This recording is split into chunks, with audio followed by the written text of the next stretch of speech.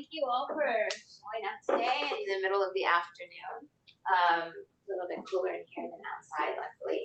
So I want to talk about hypnotherapy today, but before I do, I'm just going to give a small introduction to myself because I was a patient and person who used these resources here when it was in Pasadena in 2005.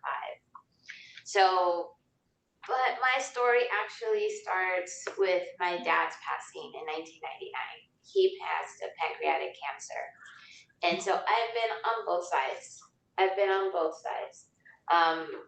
It was, for 1999, it was what you would expect. He was diagnosed at the end of August and passed Christmas Eve. We make a little joke, though, that's my dad. He was like, "You're gonna remember." Christmas Eve was the day he passed, but it was 4 months. It was brutal, as many of you would know, on whichever side you're on. But I actually carried a lot of guilt, and I was in my mid-20s when it happened. I carried a lot of guilt about my dad's passing. 5 to 6 years later, I'm diagnosed with an incurable lymphoma, and they had told me it was incurable, meaning it would never go away. At the City of Hope, it was the second doctor to give me this diagnosis, and my mom was very, very interested in what incurable meant. And he explained it that I would probably have to go through chemo every 2 years of my life, and that I'd live a normal life.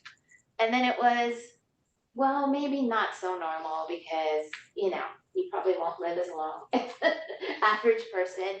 And then, yeah, well, okay, so this is the difference, right? All I remember is this little voice in my head just said no. It just said no. And back to the guilt about my dad, at the time, I did have some support. A friend was actually in cancer research at the time. And so with her support, we decided not to do chemo for my dad. And I'm actually glad I didn't.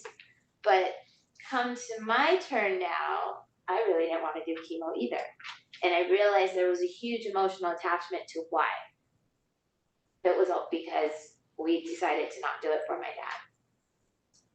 Cut to, I did everything the doctor asked me to do. I was probably in shock for almost 5 months. Because when I got the diagnosis, I had 3 thoughts. I had just started a doctorate in forensic psychology, like just started. So my 3 thoughts were, my dad was also an only child.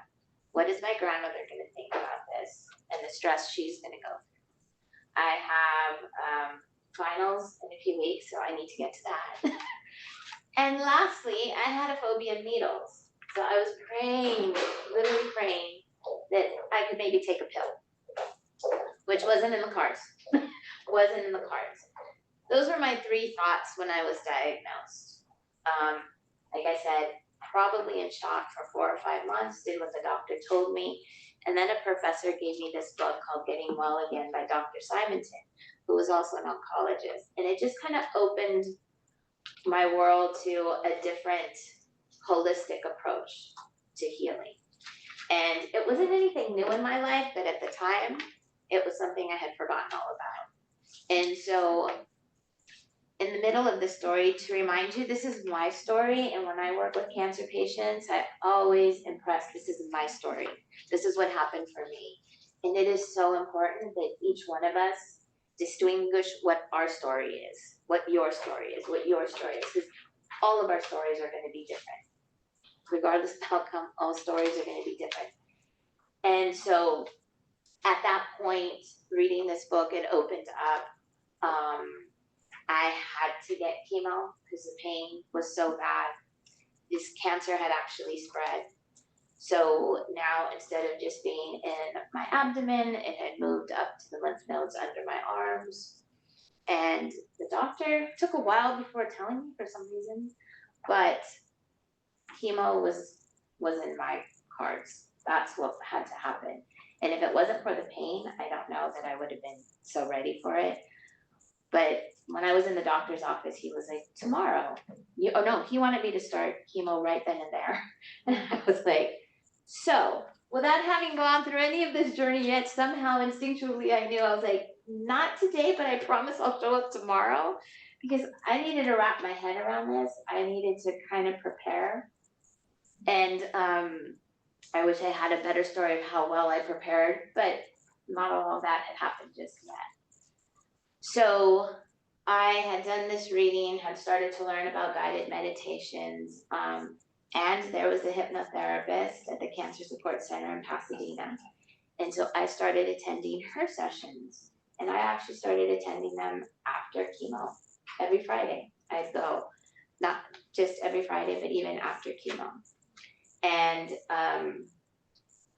here's the crux of the story. So I went to this retreat with this Dr. Simonton. We really delved in to guided meditation, to the emotional, spiritual side of the illness. And everybody was to come up with how they visualized their cancer or how they could see it possibly go away. So for me in particular, when it came to starting chemo, I would visualize a stream washing away the pebbles. And the pebbles were the cancer, and the stream was the chemo. So my first session of chemo, again, I gave myself the 24 hours. I wish I could say it had done wonders. Not so much. It was horrific. Anyone who's been through it or seen it, every side effect you can imagine, I experienced in those next couple of weeks. Down to the neuropathy. And it was my first chemotherapy treatment. So, to be fully transparent, it was that bad that the doctor removed one of the medications out of the chemo. And now I'm coming to the second chemotherapy, so one less medication, but also with this guided visualization that I've taken with me. Second chemotherapy, I would go in Friday, go to my hypnosis group class, and then I came home, I was sick for 12 hours, every 2 hours, just sick. Rested, probably slept for almost 48, and then I was fine the next 3 weeks, like fine. Monday I'd go to yoga, and I was like, okay, this is interesting. For chemo, I didn't see any pebbles being washed away. And I sat with that for a while, because I'm like, oh. And I really did stick with it, I didn't tell anybody. And then it just kind of, in sitting with it, and let me tell you, the guided meditation was not just days of chemo. I felt like I was doing this 24/7. The other part I didn't know at the time was that I was really focusing on living and my health. Because if we're alive, we have some health that we can focus on. And that, again, without knowing it, now I can break it down, but that's what I was doing. And so I sat there and I was like, something inside me said I didn't have cancer anymore. I went with it. Not telling anybody else to necessarily this is my story. I went with it. I went to the doctor and happened to have an appointment with him, and I told him I was done with chemotherapy. Not too happy. And to be honest, he was like, am I still your doctor? And I was like, that's a really good question, and I'm glad you asked. Yes, you're my doctor. He was at the point of having had my brother tested because he was thinking of having a stem cell replacement done. And I looked back at that too because I thought he had told me incurable, but a doctor's not going to do that if they don't think that they can do something about it. So I realized my doctor had an intention for me, whether he knew it or not. I began to recognize he had an intention for me. So I was like, no, you're still my doctor. I'm done with chemo. I had 2 rounds left and I declined them. My mom was on board, my husband at the time, not so much. But 2 days later, I get my PET scan results and there's no cancer. And I'll tell you honestly, I was like excited, but I was actually even more excited, like, how did I know? So instinctually, I realized, one, I was focusing on everything I had and the health I did have. Like I said, somehow I was good after 48 hours of my treatment. I'd be able to go to yoga on Monday. I was eating differently, and not that I ate so bad before, but I really got, I cut out my sugars, I cut out my gluten, I cut out my dairy. And with all of that to say, there were weddings and all kinds of things. In those instances, I didn't cut myself short. At home, I didn't have dairy, sugar, anything like that. But if I had a special occasion, I was gonna let myself indulge because I believe that was part of living my life. And the doctor at the time had, Dr. Simonton at the retreat would even say, which we will get to, the stress of eating healthy can sometimes be worse than eating healthy, than eating unhealthy, right? Stress is that detrimental. So yeah, I was very aware of my diet, and at the same time, I'd let myself indulge when it felt right. So at home, there was no sugar, no refined sugars, no. But if I went out and I felt that that's what I wanted to do, I'd have a piece of cake. I'd indulge in something that maybe I shouldn't be indulging in, which is also another word we talk about, we don't want to hear. So how does that all work in? Well, to me, the guided meditation, I did a lot of things, being full transparent, right? Went through chemo, did all of that. For me, that is where I found my strength though, is in my own mind, in the guided visualizations, and just paying attention to my body. So even now when I talk to clients, I really feel like hypnosis, well, it's actually a big switch. Hypnosis is working with the subconscious, but our body is our subconscious. Our body is our subconscious. And the more we can communicate with our body, and sometimes when communication is just listening. How many times do we go through the day and it's like, oh, I haven't drank enough water, but do you go get that glass of water? You don't. Oh, I should eat. I'm hungry, but I have this project or I'm in the middle of an errand and we don't stop. That's communicating with your body. Something as simple as that, that's communicating with your body. Your body is speaking to you. Drink some more water. Eat some more food. And usually when we want to eat food, right, we want to eat what's healthy. And at the same time, we want to enjoy our lives. So that's just the introduction. 6 months later, I found the only accredited program for hypnosis in the country. And I never finished my doctorate. And my mind was just, it shifted so much I could no longer see myself. What I was going to be doing is working within the court system, working within the prison system, and I just didn't see that for myself. So I became a hypnotherapist. It is not licensed, so we cannot, write doctor's notes or anything like that, but I have found my purpose and my way of reaching people to be just, this is it. This is it. This is what makes sense to me. And it helped, yes. I was just gonna say, can we just applaud for your recovery? Oh. That's so awesome. Thank you. And that you turned it around to help these people. You're welcome. You're welcome. And it's, on that end too, I realize it's not for everyone because I came back like within that year to the cancer support system and I would sub for the hypnotherapist since you mentioned that. And I realized if there were people who were absent that I knew, it was a huge emotional toll just to know they were absent.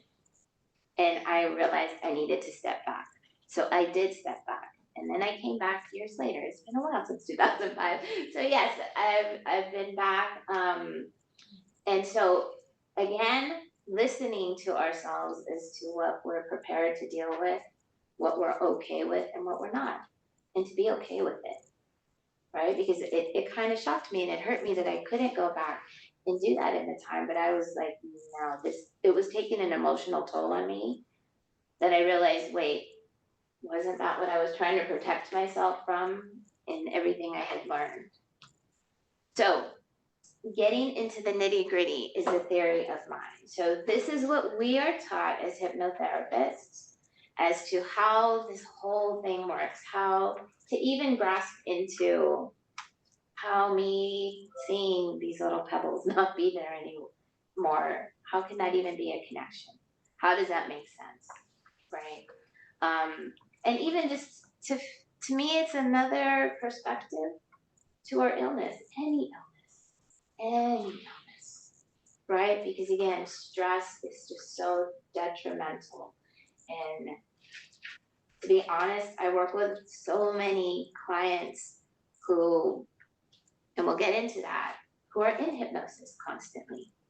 And it's getting them out of hypnosis so that they can be in the present moment.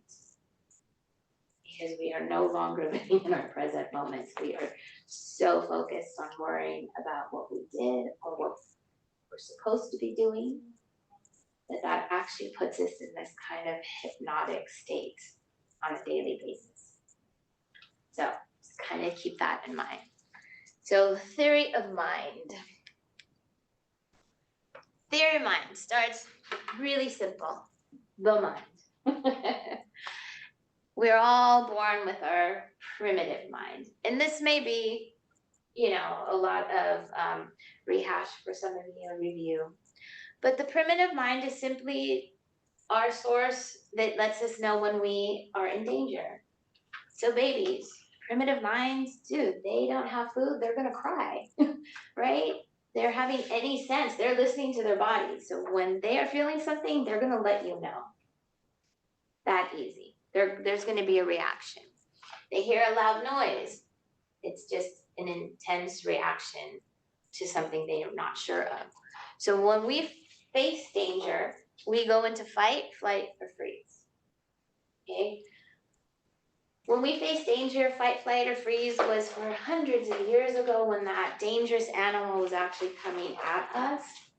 And we could go maybe like, okay, small dangerous animal, maybe we can fight this, right? Big dangerous animal, we're gonna flee. And the whole freeze, playing dead, we see that in nature a lot more.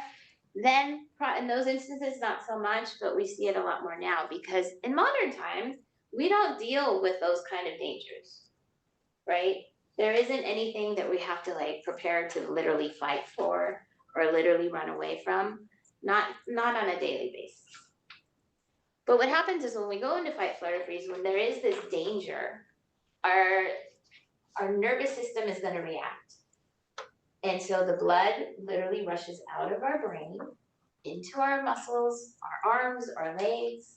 Because why? Fight or flight. So literally, if we're trying to think about something when we're stressed, stress is just the body going into fight or flight. And if the blood is literally rushing out to get us ready for this, we are not thinking straight. We can't. A bear is coming at us. You're not going to go, let me go through that. I read it somewhere. We don't stop to do that. And it's not going to be very possible in this case. So, and that makes sense, correct? So logically, we shut down. Except, yes, now in modern times, it's not the animals, it's not these huge dangers, not on a daily. What is it? You pick up your phone and someone's calling you that you really don't want to talk to. You go into fight or flight. You get a bill you can't pay. You go into fight or flight. Someone cuts you off on the road. Guess what? You're going into fight or flight. These are the things that are constantly putting us into fight, flight, or freeze. When it's just too much, because now on a daily, we freeze.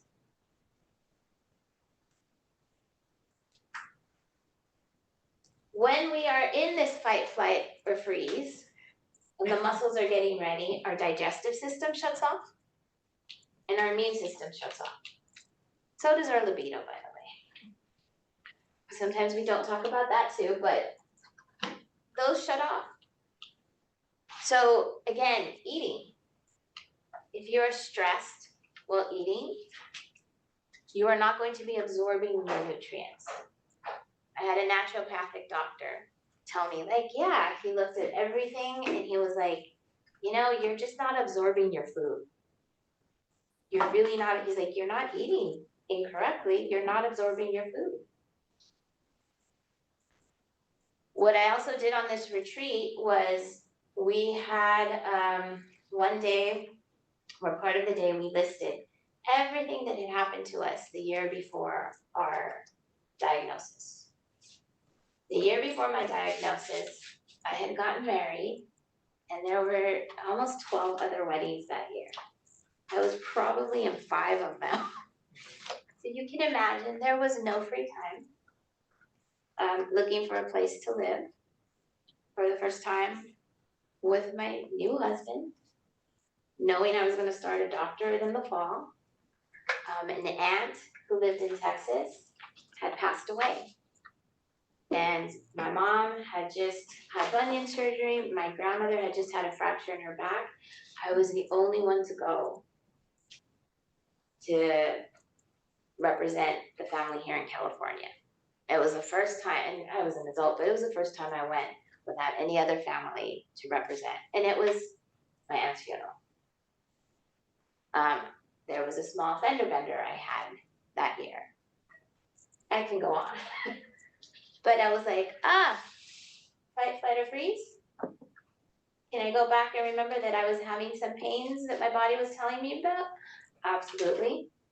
Did I think much of them? No, I didn't. Over inundated. As I say, we'll get into that probably in this hypnosis state that whole year. Right? There was just so much going on. It was automatic. Was I in the present moment? I was just boom, boom, boom, boom, boom. Everything was laid out as to what I was supposed to be doing. So, fight, flight, or freeze. If we don't have our immune system functioning, if we don't have our digestive system functioning, not putting us in the best state, right? So that's just the most basic and primitive of how our bodies and minds work. Okay? Now we move on to the hypnotic state. So what is the hypnotic state? We all go into hypnosis right before we go to sleep. No one can say, hey, I fell asleep right at 10:01. We don't know that. There is a place right before we fall asleep that isn't full awakeness and it isn't being fully asleep. Environmental hypnosis, I'm sure everyone can relate at some point. If you've driven and you're like, oh geez, I'm here already. How did I get here? I'm driving the car, but how did I get here? So when we know where we're going on a daily basis, we go into this hypnotic state. It's a suggestible state. So to a certain extent, children are in an eternal hypnotic state. We talk to them about Easter bunnies and Santa Claus and tooth fairies, and they take it all in, right? We can tell children anything, and they're like, yes, that is the beauty of children, right? They're not going to really question anything. They want it hopefully most of what we tell them, they want to hear. And so they soak it all in and they get really excited about it. So as children, from the age 5 to 8 is where we take all these known associations, okay?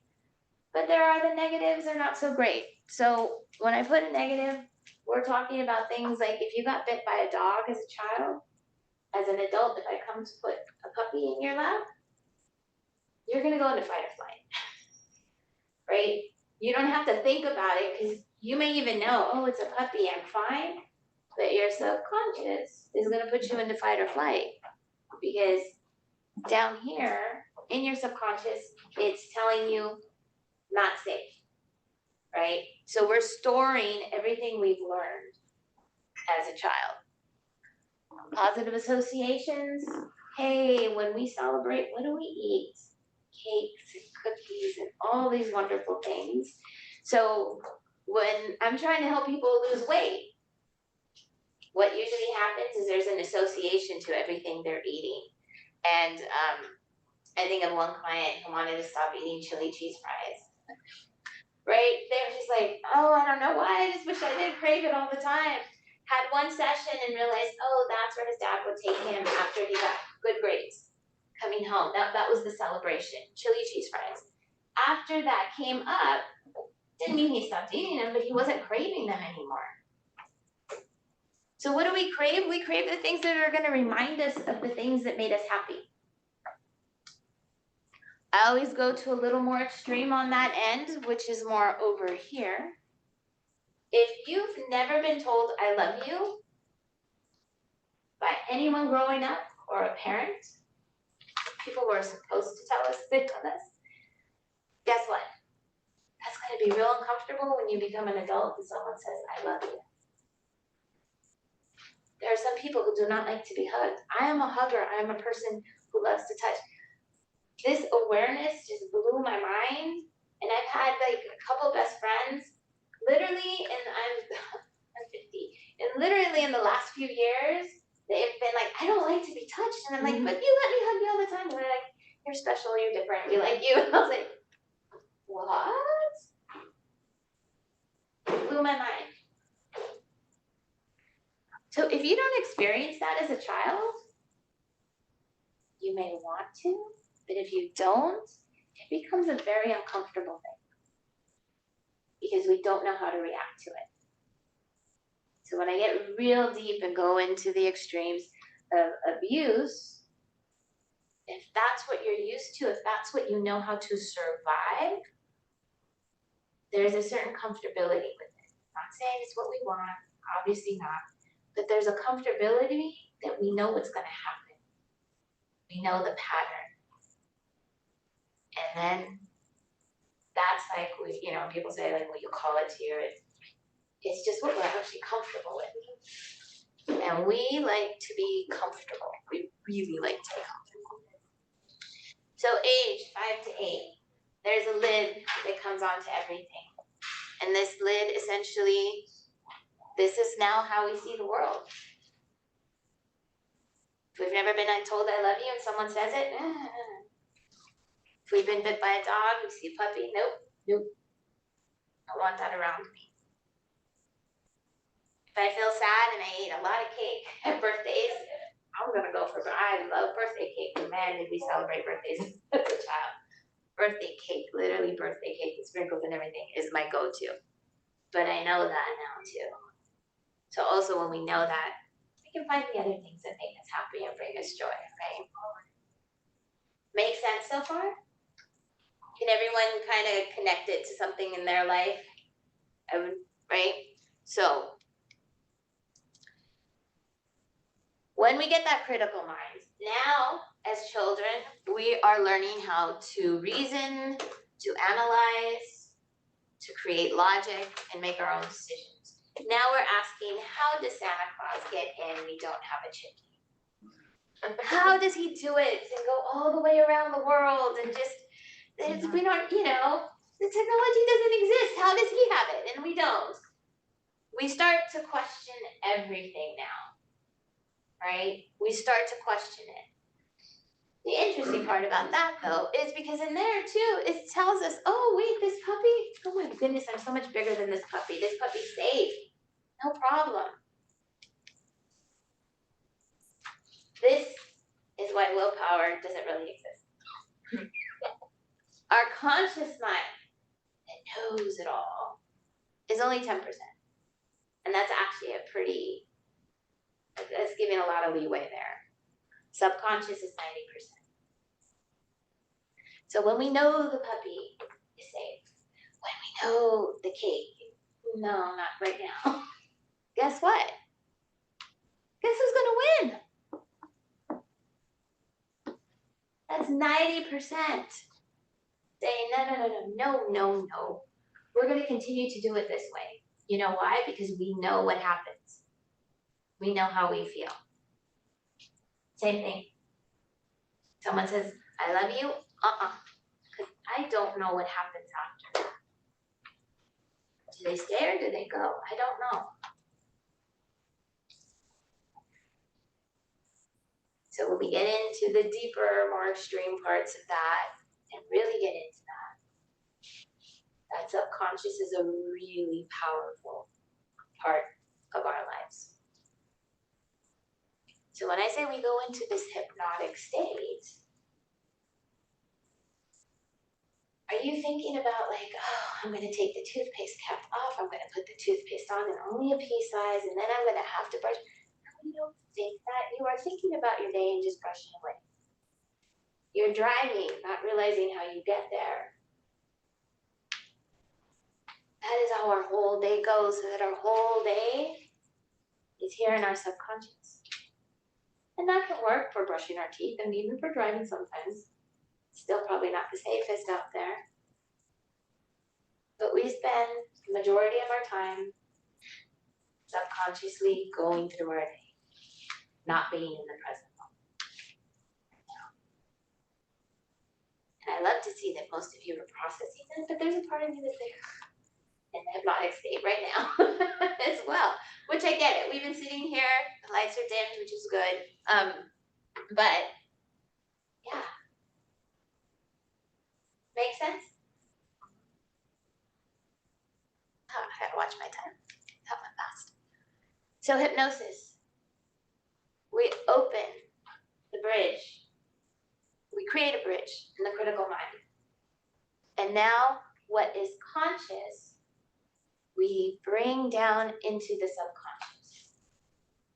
So when I get my clients in a hypnotic state, all it simply is a suggestible state. And here's the funny part. As I said, we go through most of our day in a hypnotic state. It's meaning that we're incredibly suggestible to whatever we're hearing around us, listening, even the things we're not aware that are in earshot. So hypnosis in a controlled setting, what I do, hypnotherapy, is we put you in a relaxed state so that you are in the present moment. And in that relaxed, safe, comfortable state, the critical mind opens.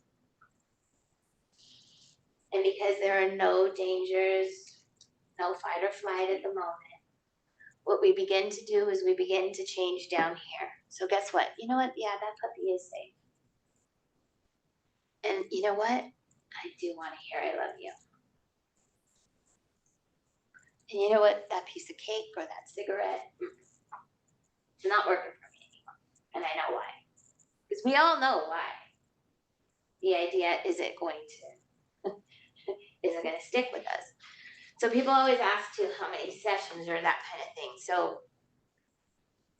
the idea is what I have learned practicing this since 2007, so over 60 years, the more emotionally connected, whatever this is down here, the more difficult it is to change.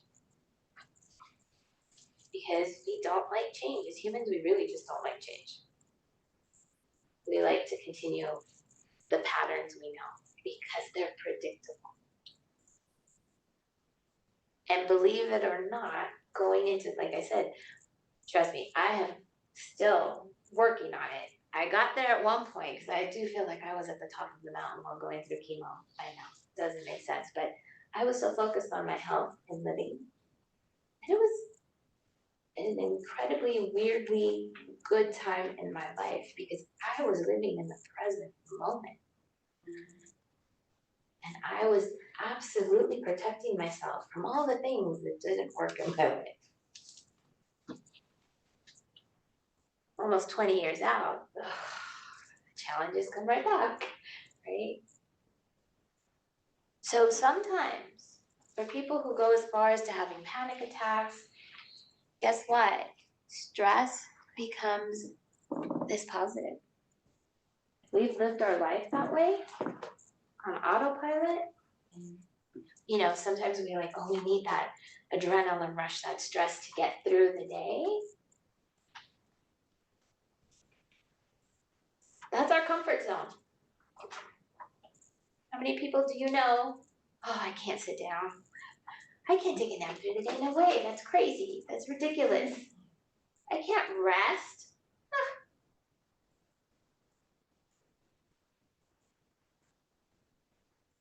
Know where your comfort zone is. So I'll tell you, a lot of this is actually just being aware. How many of us are aware of actually what is there in the subconscious? Oh yeah. And so sometimes just awareness helps us figure things out. and sometimes awareness, for some people, we can start to let things go or add things to our life that we need to. But even with this said, you know, and I tell people, hey, I didn't have my own hypnotherapist. I was going to the group sessions, but I was just doing this on a daily while I was going through my treatments. And I was listening to my body. And so now, as we go through this subconscious, if we can't be just logically aware of what's in there, we can help ourselves in our health just by listening to our body, because our body soaks all that in. How many times have you felt like crying and not cried? Guess what? Body just soaks that emotion in, and it stays there. It doesn't go anywhere. And I was that person. I think even before I was diagnosed, there was a while there when I realized once a year, man, I would just cry. I mean, cry, just bawl. I had no idea why. And then as I got older, I was like, oh, geez, I wasn't crying any other time. Any other time. Like when I was supposed to cry, or felt like crying, knew, just was like, not right now, or there's either things to do, or not, I'm not gonna let anyone see me cry. Because I did grow up that way. That was my dad. So and with saying that, having seen my dad pass, all the guilt that I had held on to in his passing, I absolutely was able to let go. Now, for me, it worked. Wouldn't want that for anybody else, but for me, it was a huge lesson because I truly, again, logically, did I kill my dad? Absolutely not.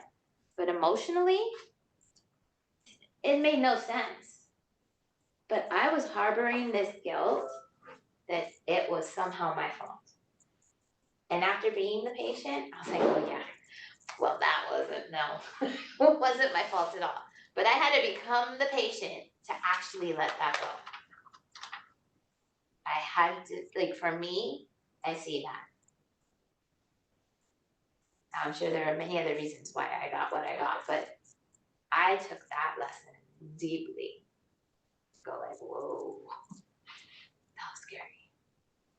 That was really scary. Any questions on this? Yeah.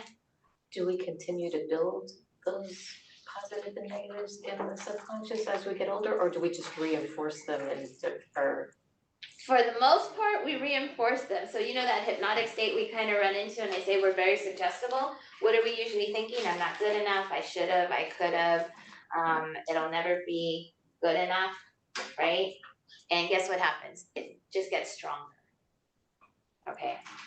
We will go through things in our lives, and some things, dramatic things, traumatic events can change those, for better or worse. So yes, things can change. It's usually the traumatic, things that can start to change that. And some of us have the ability to be aware of this and to change. Because it kind of happened. Do you think that's why getting a cancer diagnosis is so shocking? Because it's kind of like tapping a little bit into that, like your body suddenly wants to go in there. So here also are beliefs. What's in our subconscious is actually our beliefs more than on our, because I bet you most of us, and I've had to learn this along the way, are not even quite sure of what our beliefs are. So what is your belief about hearing the word cancer? And I'm not, think about it. I know when I was diagnosed, especially when my dad was diagnosed, he couldn't even say the word because the word meant death.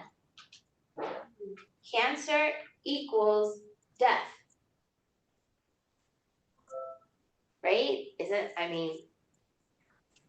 So we may not even be aware, again, 10% versus 90, what do you believe? I've had, and again, not the doctor, your journey, right?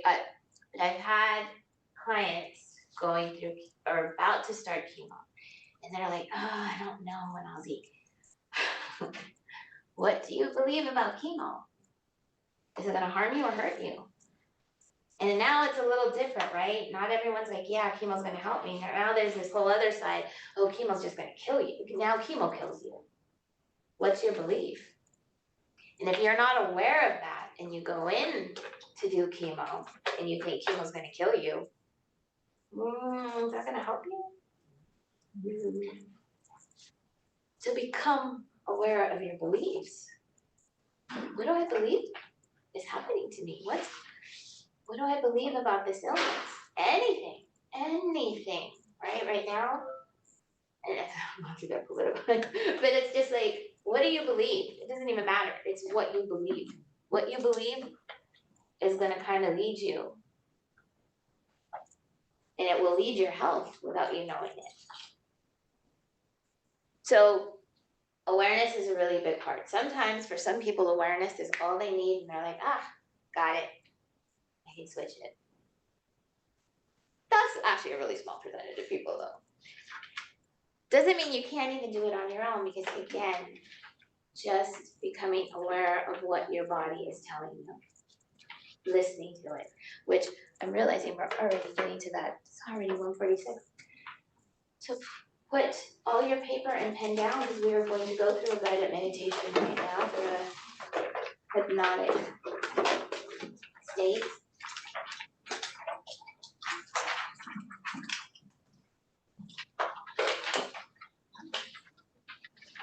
And as you get ready, it's just a reminder. So when we have you focus on the breath, yes, physically, we need the oxygen, right? Many times we don't, my doctor told me too, I wasn't getting enough oxygen. I wasn't breathing enough. You know, we think, oh, we're breathing, we're alive, we must be breathing. We may not be breathing enough or correctly to get the oxygen that helps keep the immune system functioning as it needs to. So, breathing, we need it just because sometimes we actually aren't breathing. Second of all, when we breathe, it is a subconscious communication. When we focus on our breath, when we focus on our breath, it is a subconscious communication to our body that everything is okay right now. As we go back to fight, flight, or freeze, and that danger's coming, can I focus on my breath and get ready to go? Nope, not gonna happen. Not gonna happen. So when we focus on our breath, you know, people ask me, what do I do? What can I do? Focus on your breath. It is a subconscious communication to your body that you are okay in this moment. Even in a hospital bed, we must be okay in that moment and we can focus on our breath. If you feel comfortable, close your eyes. And we're just going to start with 3 deep, slow breaths. Just like that. And truly follow the air moving in through your nose and into your body.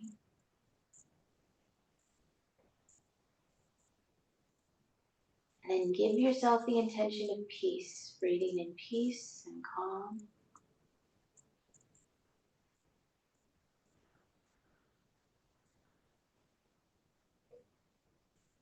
And I'm going to ask you to take one more deep breath. And as you breathe in, be super aware, because as you exhale, when you are done exhaling, continue to exhale. Exhale until you feel your body completely let go and flatten even. And then just gently return to the natural breath. And as you focus on the natural breath, you become aware of your body. Scan your body. You can scan it with your breath. You can scan it with your mind. Just scan your body. Find the places that are tense. And then also find the places that already feel at ease. Because both can exist at the same time.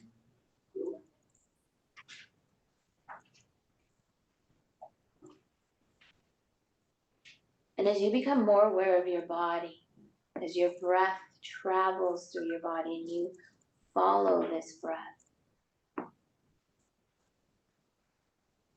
you also become aware of the space and the energy immediately around you. And you can feel that space and energy immediately around you, holding you. It's always there. All you have to do is breathe into it, be in the moment. You are always being held and supported by the space around you.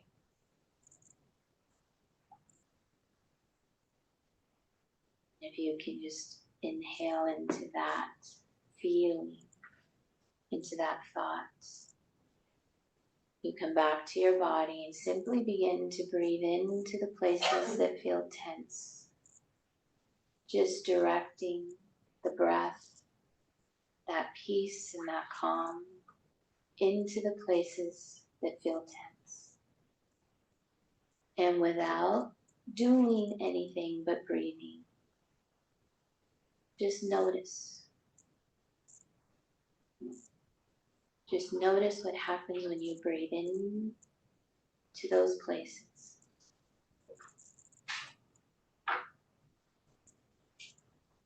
And as you breathe into those places and then gently exhale any of the tension you're still holding on to.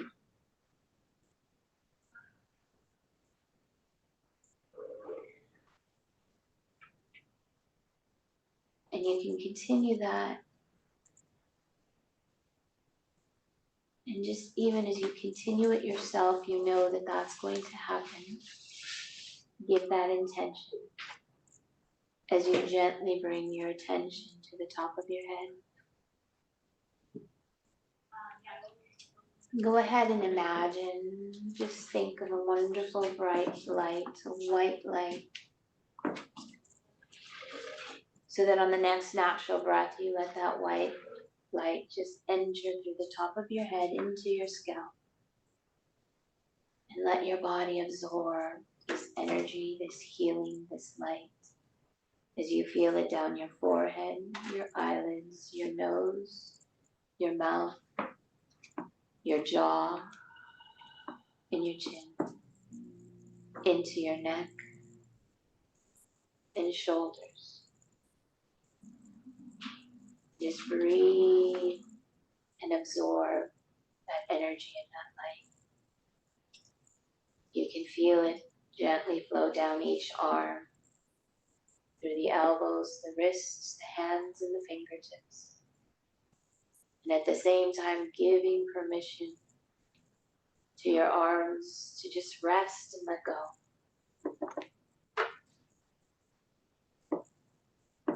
There's nothing your arms have to hold or do at the moment. And as you bring your breath and your thought back into your neck, and this time let it gently flow down the spine. Bring this light or bring your breath down your spine, gently flowing down each vertebrae. And as it does, it reminds you of your flexibility, your strength. So that as you relax, as you find peace and calm, you will find your body getting stronger. As you feel that energy move down into your hips and into your core. And even just breathing into your hips, bringing that attention. Without doing anything, you'll feel more flexibility. As you let that energy flow down each leg, the thighs, the knees, calf muscles, the ankles and the feet.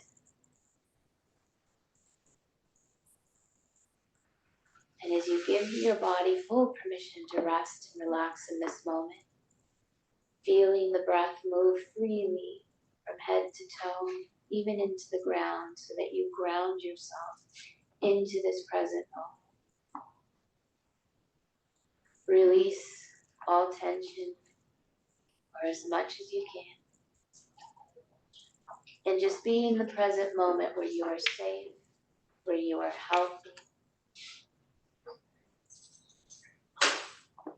And then allow your imagination to even take you to a place now where your body feels safe, where you feel safe, to the point in this place anything is possible. You can see yourself as you want to move, as you want to be. You can feel the temperature of the air on your skin.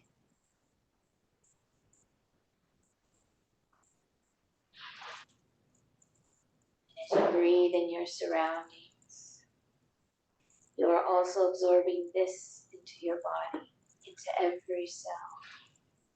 This peace, this calm.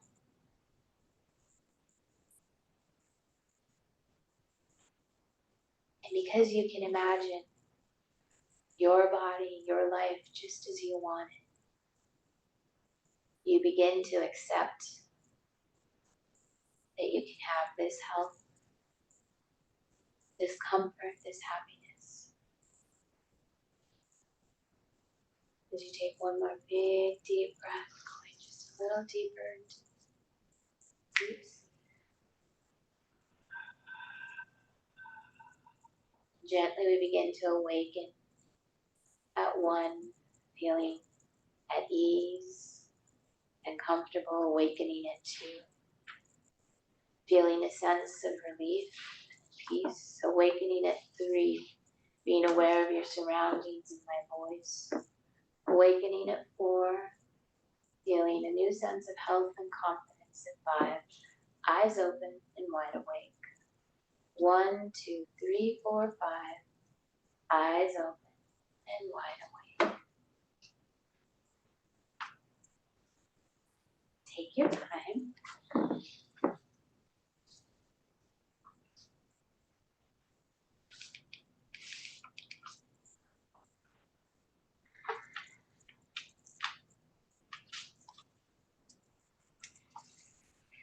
One, two, three, four, five, eyes open and wide awake. How do we feel?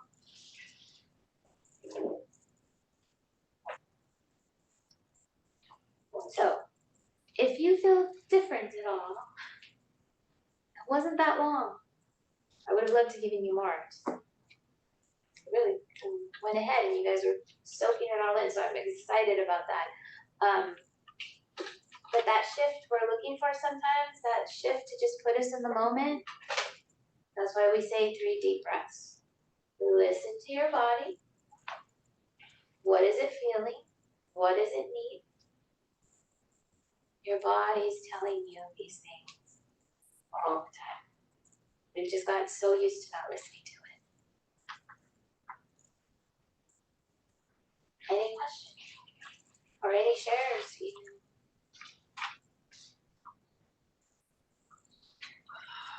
If you can, make sure you have a little bit of water to help you kind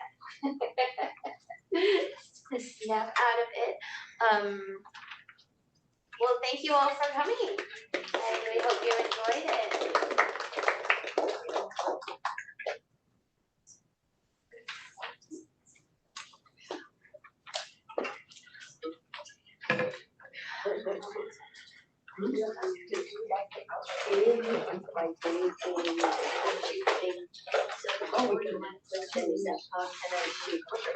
Subconscious into conscious, being more conscious into my subconscious.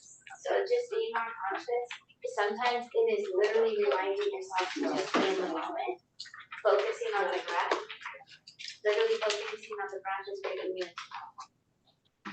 It's literally different.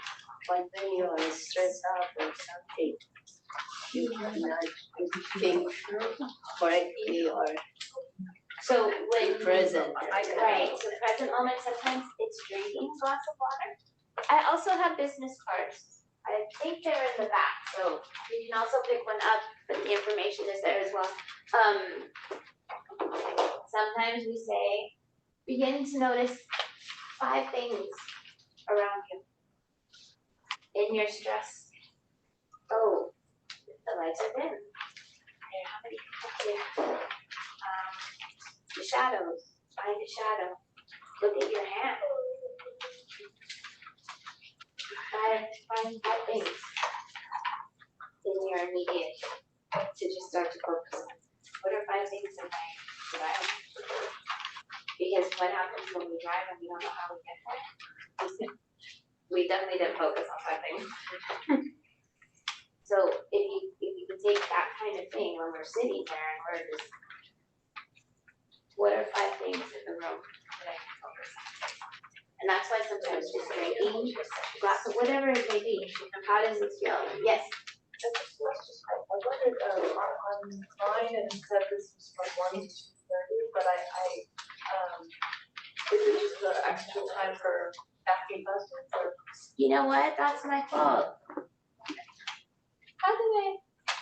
They just sent a reminder text this week today.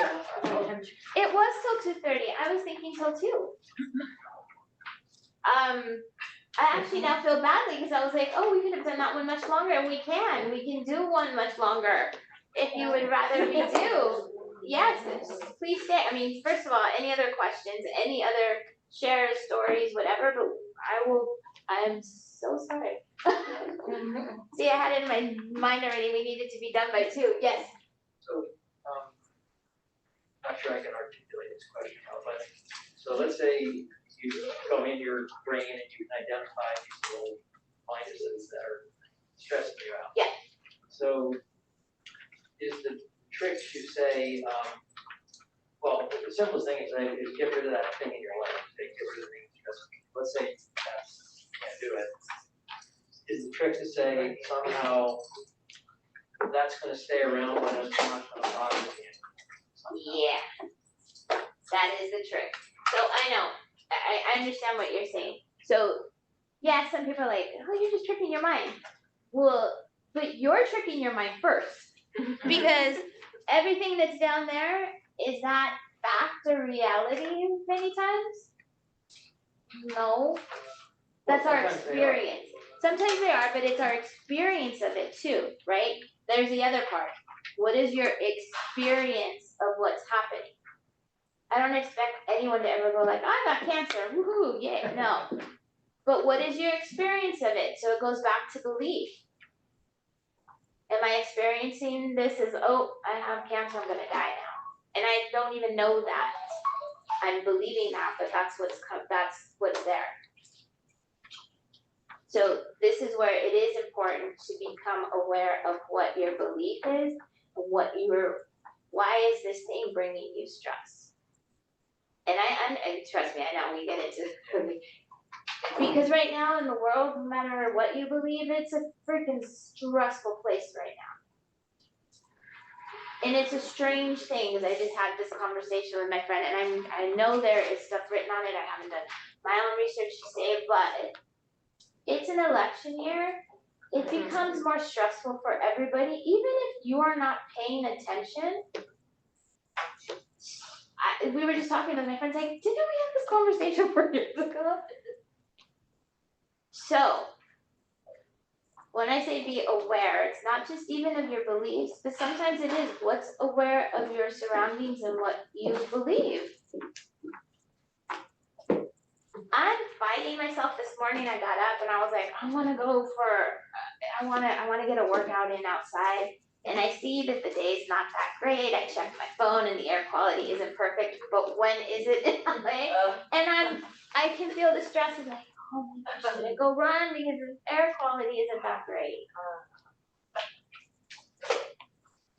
These things permeate, but when we're aware of it, it makes a huge difference. and let me just tell you this way, it's not that, okay, I'm stressing out to like, oh my God. Well, as soon as I become aware that I'm doing this and what I'm believing and what I'm allowing myself, it already drops. So if we do another one, that's great, but if we don't, right now, when you allow your breath to be directed, and it's not even that, sometimes when I think, oh, that's tense, as soon as you go, oh, that's tense, guess what? It starts to let go. Is it 100%?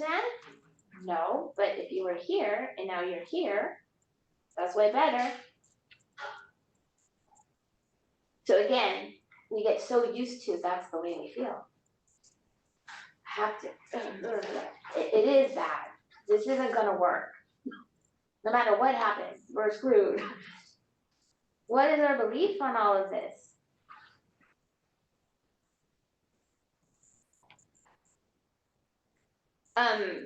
Sometimes I take, I'm sharing you my belief. Sometimes I take it to the extreme where I'm like, oh, climate change, we're not gonna make it at all anyway, so who cares? And I'm like, then stress kind of almost goes away. But become aware of what you're thinking about things. Because awareness is half the battle, right? That's for anything. Awareness is half the battle. She asked me, and I've worked with clients who are being hospitalized for panic attacks, you know, and that seems impossible. How do I get out of a panic? And you know, the truth is, again, when you're in the midst of it, this whole like, oh, look, and doesn't always work. Doesn't always work. That's true. The idea is to create a habit so that even if it's every day at 9 o'clock in the morning, I'm going to take 3 deep breaths. And in those seconds, in that 30 seconds, in that minute, if my gut body recognizes, hey, I'm okay. Now, every day, at least once, your body's recognizing it's okay, and you're recognizing you're okay. You're starting a habit, even if it's 30 seconds a day. And then you build. Because you may not be doing that at all. You may not be recognizing that at all in your life right now. What else do you do when you feel that coming on? Just mentioning, sometimes it's just noticing 5 things in your environment. Okay, there's a red tablecloth there. There are, okay, I'm gonna count how many people are here. The lights, okay, they're not so bright. My hand, how does my hand feel? Notice 5 things in the present moment. When you're driving from one place and you forget, how did I get here? You weren't noticing 5 things on the road even. So bringing yourself into the moment can be that simple. And when I have worked with clients who are patients, and I've lost a few already because I've supported them through their cancer journey, right? One, she came to me, she had 6 months to live with what the doctor told her. We got her, you know, when she came to me, that's what she said. She passed 2.5 years later.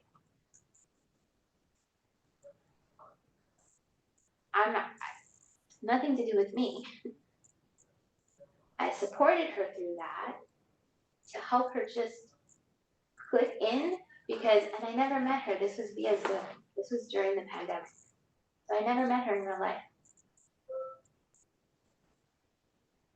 But every time I saw her, I was like, in my mind, I was like, you don't look sick. And I know we same thing, right? We can get that too. And I know you can feel differently. So that's a different thing. But I let her know that I didn't see a sick person. I didn't hear a sick person. She didn't seem to be in pain at all when she came to me and said they told her they had 6 months. So again, what do you believe about it? Because all I helped her do is be in the present moment of what her life was at that moment and enjoy as much of it as she could. And as soon as you lock into that, we've all heard it, right? I had a neighbor across the street he was supposed to die within months if he didn't stop smoking of a heart attack because that was gonna be it. He outlived his wife over 15 years.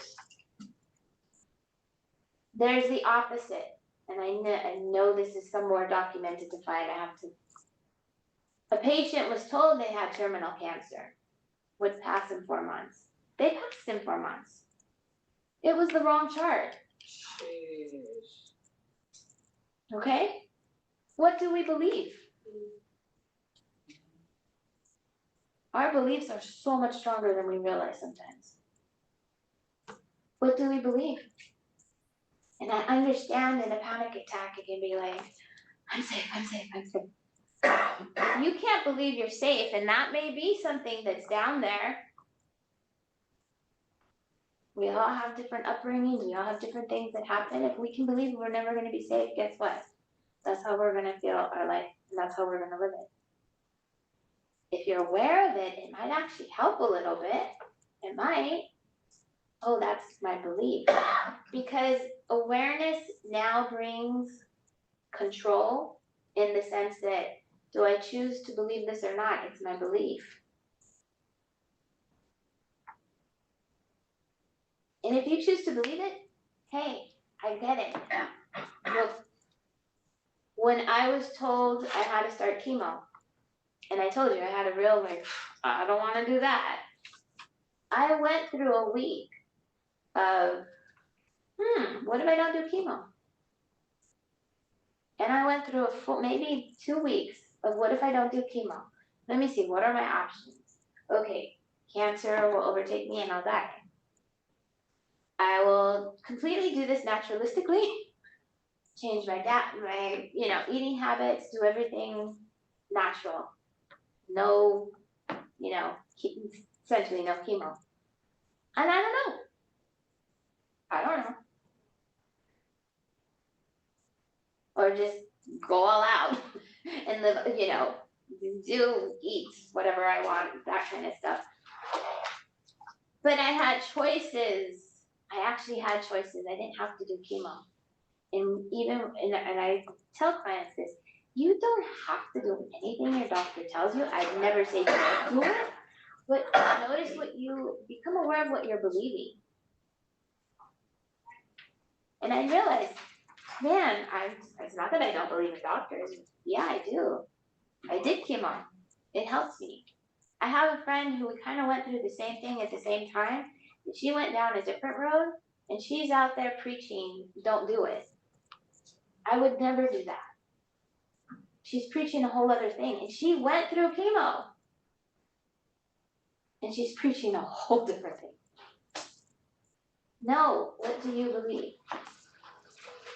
So yes, go ahead.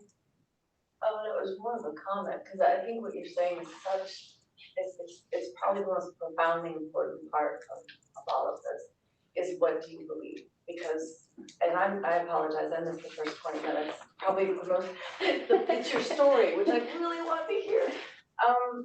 But when I feel like there's probably some through line similarity between us, is that from what I'm hearing you shared, is that you did not want to do it, maybe you had a more holistic mindset when you heard that this is something you should do. That's how I entered the situation. Right. And I only had a week to make a decision. It was that urgent, or what I was told. And the first thing I did, because I think this is what is terrible for patients, is most doctors will not only tell you and give you a diagnosis, but if you don't stop them before they say it, they will give you a prognosis, a timeline. So the first thing I did as a holistic practitioner is I said to my doctor, I respect you. I am going to try my hardest to embrace the allopathic journey, but I do not want you to ever tell me a timeline, a date, a year. I don't ever want to hear that from you, or I will change doctors, because this is not something that I know, that I'm confident that I can switch around in my mind quick enough to heal. And that consciousness, I feel like, did save me in so many ways, because not only did I then embrace the chemotherapy, and I went in for 12 weeks straight. I just finished in August, actually, but every week, I went in and I sat with those IVs and I said, because I was against it all, and I had to take a lifetime, and it was my career. My career was in holistic health. So I had to take a lifetime and switch it on a dime. So I said to each IV, and I sounded maybe like a kindergartner, and nurses were looking at me like cross-eyed, like, is she serious? But I didn't care. I was like, this is what I need to do. And I got the nurses to eventually stay with me. I'd say, welcome Herceptin, welcome Perjeta, welcome chemo, integrate into my body and do loving things. You know, send out what doesn't serve, and don't hurt and harm the things that I do need to keep. And I did that every single week. And I believe that made a huge difference in how my body received the medicine that I thought was evil before. Right. And I had to just have faith. And that's where faith comes in. I had to say, okay, every bit of me that understands faith, I have to bring into this moment and take this week. And I have to flip it. I have to believe that when I welcome these medicines that are dished up in a laboratory, I have to believe that they're just as loving as any holistic hands-on healing, hypnosis, Right. aromatherapy. So Right. 2 things I missed. So for you to state, awesome. One, I mentioned the stream washing away the pebbles.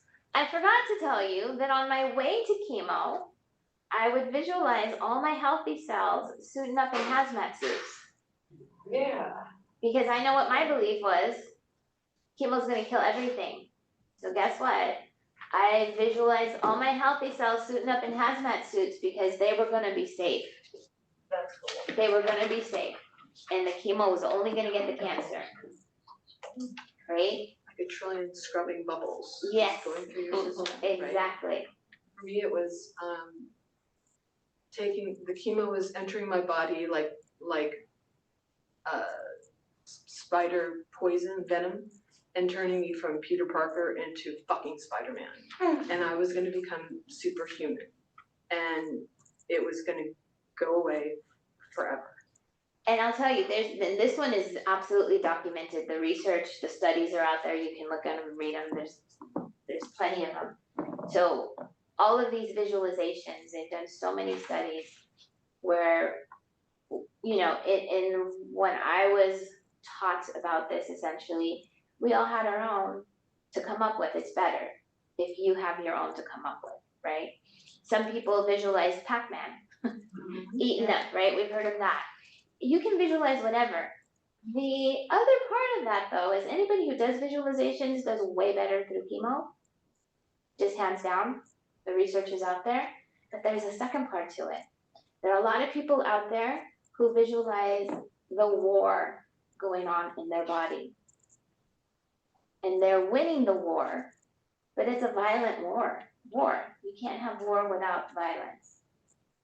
So those people who have visualizations have more side effects than someone like me, or even someone who does Pac-Man.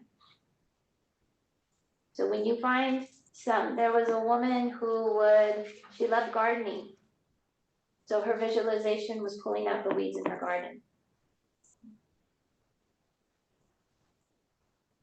So across the board, whatever visualization you use, and this is for anything, right? This isn't just through chemo, this is for anything. But specifically with chemo, less side effects when it was way more just natural, calm, and peaceful.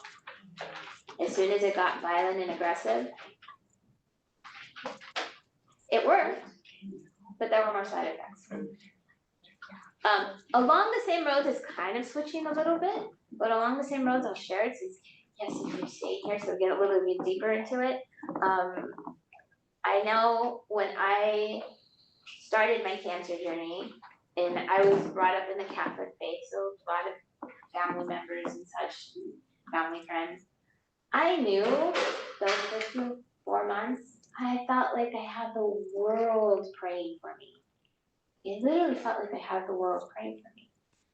But I got worse. So I'm just sharing how I saw it, right? So again, belief. Belief. When I look back on it, So the moment I switched, because as I said, I was in shock, did what the doctor told me. I had no dietary restrictions from my oncologist, that's for sure. And this was through treatment. Okay, so as soon as I picked up this book, as soon as I started doing these proactive things, finding the naturopathic doctors, the other options that were out there, just to see, just to be open-minded. Well, 9 months later, it's gone. So my perception, and again, my belief, hey, if it works for you, make it work for you. So what's my belief now? Oh, all the prayers in the world, did they do anything for me? But when I stepped into my power, my choice, and my decisions, guess what? I believe I activated those prayers to now be a powerful ally, to truly take on the power of that energy. My belief, as I see that. So I'll go one even deeper, and again, I don't like to go this route sometimes because we have no idea why we get cancer. We really don't. Even genetically, I don't attest to as well. But we get it. So as you did miss this part, but the part of the story, my dad dies in 99. The last thing his last breath, I'm holding his hand, my brother has his other hand.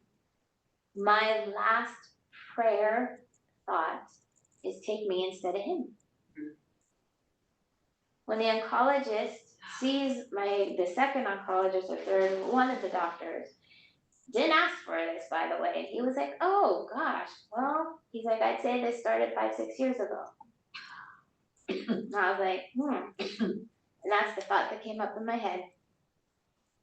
So when I tell, again, for me, geez, I think I needed to be a cancer patient, which sucks, to really let go of this emotional guilt I have over my dad passing.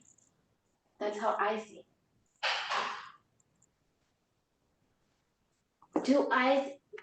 Second part, right, in terms of belief, or just even the subconscious part. And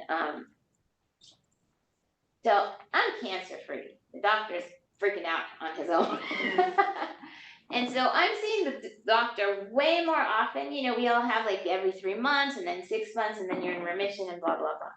I say blah, blah, blah, because for me, he was seeing me every 3 months for a heck of a long time.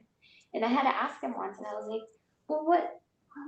He was a good looking doctor too, by the way, so I was like, I just straight up was like, I don't mind coming to see you, honestly, but I was like, this isn't what is quote normal, or the prescription of what happens for cancer patients.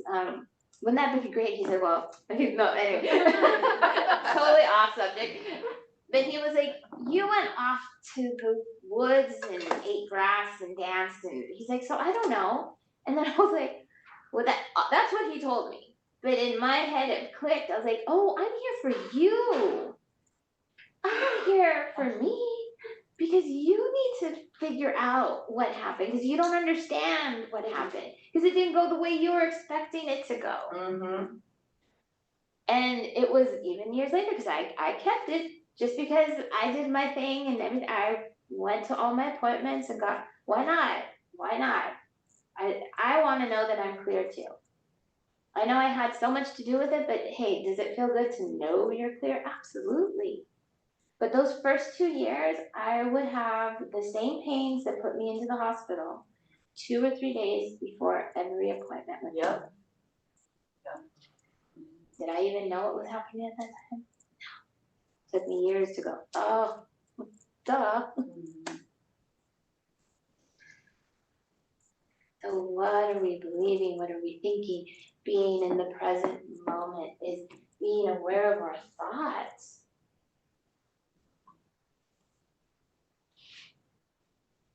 Yeah, I mean, it's crazy because it's that simple. And I always tell clients, super simple. I get it. You can simple, easy, not by any means. Not. No, not easy. Should be. It's not. we are so deeply programmed in who we are. That yeah, it's the more support we have, to become aware of these things, to change things, it helps. It really helps.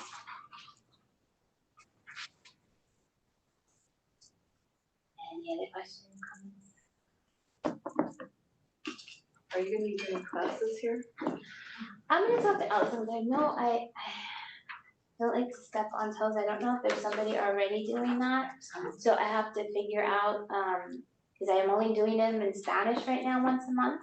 So I'm doing that for sure. But yeah, I've been trying to get her, that's what I was like, cause I know she wants to think, you know, this is all volunteer, this part. So I'm trying to get her to understand, I'm okay with that right now. I was like, I would love to be around more. In the meantime, because you have stayed here till the very end, I have the cards, you have my information. I usually offer like a free session for those who are here. So there's that option as well. But you guys also can tell her. That's usually what makes it happen, so. And yeah, on the brochure and the survey too. Honestly, that's what I try to tell most people, because most people would love to do this more, so that is what I'm absolutely. Where's your office, or do you do alcohol? I do, but I'm in South Pasadena, so I'm pretty close. I'm very local.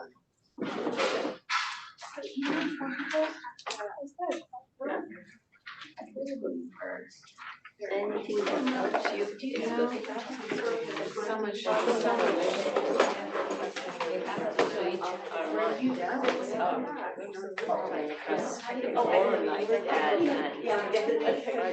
Add up to it. Change yourself. You cannot change around yourself, you can change yourself. Well, I think you're aware. Yeah. Thank you. I mean, you're welcome. Thank you. I think that's why it's so important for that stage. No, It's so good to see you too, you take care of yourself. You know, everything you would do with. What did you do with the surgery? I had a double mastectomy and reconstruction, so they cut. Thank you. I'm with Delia from LLS.